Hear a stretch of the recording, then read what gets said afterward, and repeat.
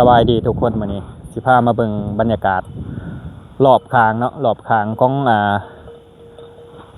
สวนเฮาเนาะหรือว่าฟาร์มเฮาอยู่ด้านบางนี้จะเป็นป่าไผ่เนาะบางจะเป็นโซนป่าไผ่ที่ว่าเฮาปลูกว่าสิรดน้ำเอาหน่อไว้ขายยามแล้งแล้วก็โซนนี้จะเป็นโซนปลูกหญ้าเนาะเฮาปลูกหญ้าไว้ให้งัวเพราะว่าช่วงยามแล้งนี่จะขาดหญ้าเนาะแต่ว่าหญ้าก็บ่งามดอกเพราะว่ามันเป็นตอเก่าแล้วก็หญ้ามันบ่อยากขึ้นแล้วเนาะส่วนหลายก็เป็นมะยองมะแยงจังซี่แหละมันจะขึ้นช้าเพราะว่าธรรมชาติของมันหญ้านี่ยามแล้งยามหนาวนี่มันจะขึ้นช้าแล้วก็ตามรอบคูน้องเขาเนาะรอบคูน้องเขาจะปลูกต้นพร้าวแล้วก็ต้นมังนัดใส่ปลูกเป็นแถวมาจังซี่นะทำมาถามพี่ยังไงป้าที่ว่าเฮาเลี้ยงในน้องนี่ก็สิเป็นปลานิ่นเนาะส่วนหลายเป็นปลานิ่นแล้วก็ปลาปากปลาในแล้วก็สิมีปลาทับทิมเนี่ยแต่ว่าปลานิ่นสมแหละน้ำมันจะบ่เต็มน้องเนาะเพราะว่าช่วงนี้น้ำที่ว่าเฮาใส่น้ำที่ว่าเขาน้องเขาจะใส่ไปฮดต้นทุเรียนเนาะช่วงหน้าแล้งเขาจะใส่น้ำลายไปฮดต้นทุเรียนแล้วก็พืชที่ว่าเฮาปลูกไว้เพื่อให้หมากเฮาส่วนหลายก็มีแต่เฮาเปิดเขากลางคืนเนาะน้ำน้องเปิดกลางคืนน้ำมันจะบ่เต็มน้องเนาะส่วนช่วงหน้าฝนน้ำมันจะเพิ่มขึ้นแดเพราะว่ามันจะเป็นน้องใหม่แดที่ว่าเฮาความขุดน้องหรือว่าสระนั่นแหละพี่น้องทางฝั่งไทยสิเอิ้นสระเนาะสระน้ำแต่ว่าทางบ้านเฮาเอิ้นน้องป้าก็บ่ใหญ่ดอกเพราะเฮาเลี้ยงแบบธรรมชาติบ่ค่อยได้เกลือหัวอาหารเลี้ยงพอได้กินซื่อๆแต่ก็มาส่วนแบบนี้เนาะต้นบางนี้จะเป็นหญ้านี่เปียที่ว่าเฮาปลูกให้ป้วมปลูกใหม่มันป้วมขึ้นเนาะหญ้าก็ยังบ่ทันยาวดอกเพราะว่ามันตกสู่หน้าแล้งแล้วเข้าสู่หน้าแล้งแล้วมันสิเฮ็ดให้มันแค่แกนเนาะมันสิออกดอกส่วนหลายหญ้าหน้าแล้งนี่มันสิออกดอกระบบน้ำเฮาก็สิน้ำที่ว่าเฮาฮดหญ้านี่จะเป็นระบบน้ำแบบบิ๊กกันเนาะใส่บิ๊กกันหัวบิ๊กกันปล่อยน้ำยิ่งจะน้ำระยะน้ำที่ว่าเฮามันพุ่งไปได้ประมาณ25ถึง30เมตรน้ำบิ๊กกันของเฮาจะใส่เป็นพลังงานฟรีเป็นน้ำลิ้นเป็นน้ำแห้งดันสูงเนาะมาโซนบางนี้เนาะโซนบางนี้จะเป็นทุเรียนปลูกใหม่เนาะทุเรียนเฮาที่ว่าปลูกใหม่มี6 เดือนแดแล้วก็มีป่นปีนึงแดว่านปีนึงแดก็มีหลายช่วงอายุแหละต้นทุเรียนเฮาเพราะว่ามันตายไปเฮาก็ปลูกใหม่เนาะมีตายแดนะเฮาก็ปลูกใส่ใหม่แดต้นงามแดบ่งามแดแหละเฮ็ดไปตามภาษานี่แหละมีต้นกาแฟแดที่ว่าเฮาปลูกใส่วางปีหน้านี่ก็สิได้เก็บแล้วเนาะเก็บผลผลิตกาแฟแหละก็พอได้เงินเล็กๆน้อยๆพอได้ซื้อปลาแดกแป้งนัวเนาะส่วนนะเรื่องนี้ก็6เนาะเพราะว่าพ่อแม่เพิ่นอยู่2เฒ่ามันเฮ็ดหลายอย่างมันก็เฮ็ดบ่ร้อนนั่นนะเขาก็ปลูกผสมหลายอย่างเนาะคือนี่ก็มีต้นมะไฟแดมะไฟก็ปลูกหลายต้นอยู่นี่จะเป็นต้นมะไฟเนาะก็10 กว่าต้นหมดแล้วต้นมะไฟยังต้นมะไฟแล้วก็ต้นมะเมาเขาก็ปลูกต้นมะเมาสิอยู่โซนนั่นแล้วก็มีส้มโอแดจะกดบันทึกใหม่บ่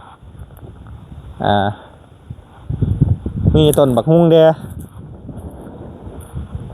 ทางนี้จะเป็นกระสังกบแต่ว่าช่วงหน้าแล้งนี่เฮาเอากบขึ้นเบิดละเอากบใหญ่ไปไว้บนใหม่เลย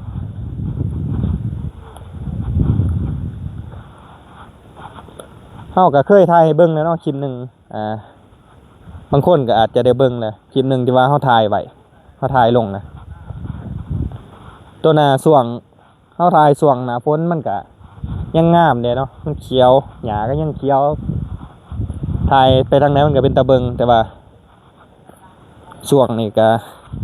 มันหนาแหลกหญ้ามันตายมันบ่เป็นตะเบิงเนาะทั้งเทิงก็จะเป็นอีกน้องหนึ่งเนาะพ ราะว่าเขาจะมี3น้องเนาะอยู่จุดนั้นจะมีน้องหนึ่งแล้วก็อันนี้น้องหนึ่งแล้วก็ผุดน้องหนึ่ง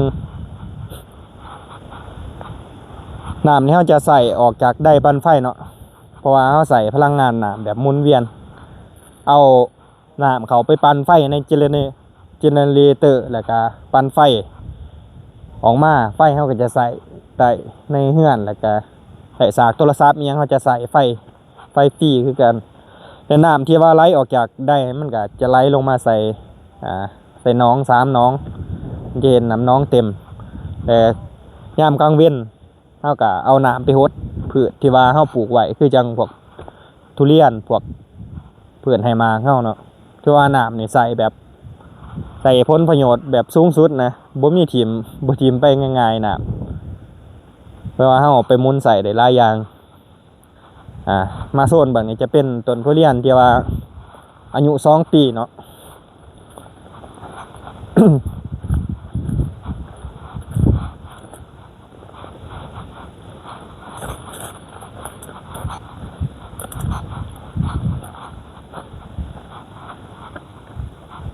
ต้นทุเรียนที่ว่ามีอายุ2 ปีต้นใดที่ว่ามันชี้ใหญ่ได้แม่กะแม่นมันหลอดจาก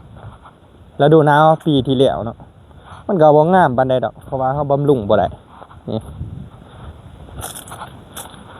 แต่ว่าเขาถ่ายช่วงหน้าฝนนี่ก็สิยังเป็นตะเบิงเด้เอามาใส่ช่วงนี้มันใบมันก็หล่นหลายเนาะสีมันก็บ่ค่อยเขียวบ่สดบ่ซื่น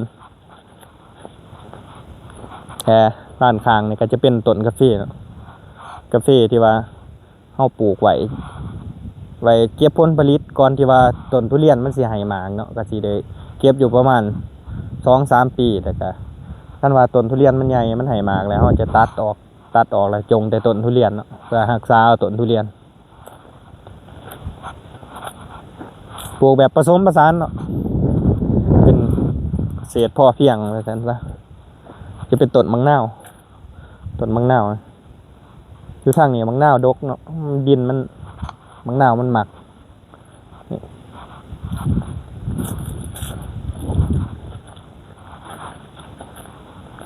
จะเป็นต้นทุเรียนปลูกปนเปกันไปเนาะแต่ว่าหอนยามมากเขาจะเลือกเอาอย่างใดอย่างหนึ่งต้นใดที่ว่าพอปลาเขาก็จะปลาโอ้เห็นของกินแล้ว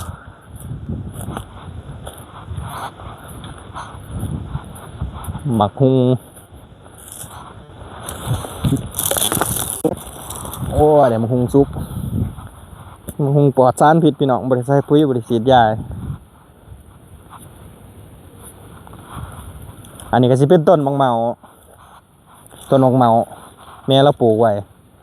มากเลยพี่น้องต้นน้อยๆนี่จะมันกระเดะปีหน้าก็สิมากหลายเติบอยู่ปีกายนี่เห็นมันมากอยู่นี่2-3ผัวอยู่ต้นมะเมาแล้วก็ปลูกผสมผสานหลายอย่างเนาะเดี๋ยวสิพาไปเบิ่งสวนครัวข้างบ้านเนาะคลิปวิดีโอกะสิอยากสีเงาๆได้จักหน่อยเนาะดนแล้วบ่ได้ถ่ายคลิปติดภารกิจเดี๋ยวพี่น้องติดภารกิจบ่มีเวลามาถ่ายอยากจำเป็นเนาะอยากจำเป็นไปทางไหนก็บ่ได้วันนี้ได้ว่ามาผจญภัยเลยนะมาผจญภัยครับไปบ่าวตากอกเดี๋ยวสิพาเพิ่นไปบุกตะลุยบ้านหน่อยพาเพิ่นมาหาประสบการณ์เนาะ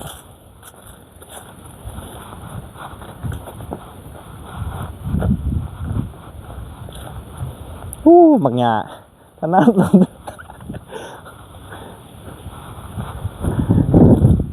มาเบิ่งเลยพี่น้องเบิ่งตากล่องเบิ่งกันได้ของดีกลับบ้านเลยพี่น้อง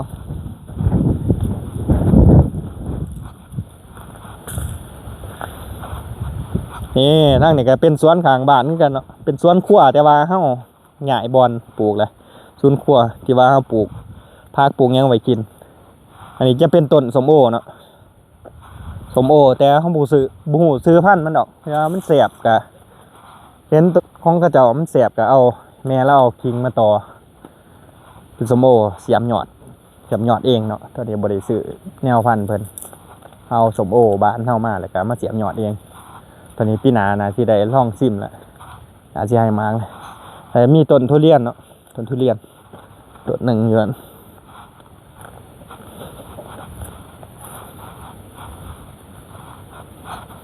หลังนี้จะเป็นขอกไก่เนาะทางนี้จะเป็นขอกไก่ครับมีไก่ง่วงไก่หลานแต่ว่าไก่หลานเฮากะจะคล้องเขาเอาไปกินหลายร้อยโตเลยพี่น้องไก่หลานนี่เขาลักไปนี่บ่เป็นร้อยแล้วบ่จ๊ะเขาลักไปกินนี่จะเลี้ยงมาทั้งไก่หลาดไก่ง่วง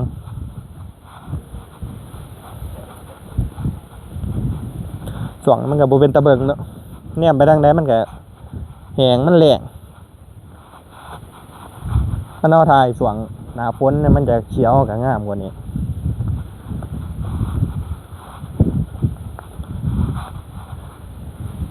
อันนี้ก็จะเป็นต้นม่อนเนาะหรือว่าทางพี่น้องทางไทยเอิ้นต้นม่อนกินหมากจะน้อยอีกประมาณเดือน1 2 เดือนมันสิหมากดกแล้วเราจะเอาไปเฮ็ดไวน์แซ่บเนาะตัวนี้เฮ็ดไวน์กิน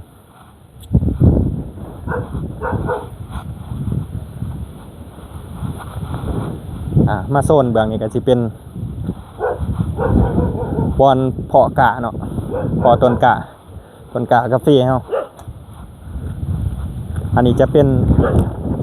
ทุงต้นกะเบียร์พันธุ์อาราบิก้าเนาะพันธุ์อาราบิก้าที่ว่าเฮาสิปลูกปีหน้าก็บ่แม่นปีหน้าอีกประมาณ 3-4 เดือนก็ได้ปลูกแล้วเบียร์กาแฟนี่ที่เฮาเห็นก็จะเป็นต้นอะโวคาโดเนาะต้นอะโวคาโดดอกหลายปีนี้น่าจะได้กินหลายอยู่มี 4-5 ต้นเลยอยู่นี่อะโวคาโดดอกละปีหน้าคือสิได้กินหลายอยู่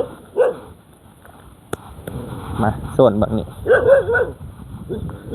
โอ้มานี่ก็เห่าเจ้าของเว้ย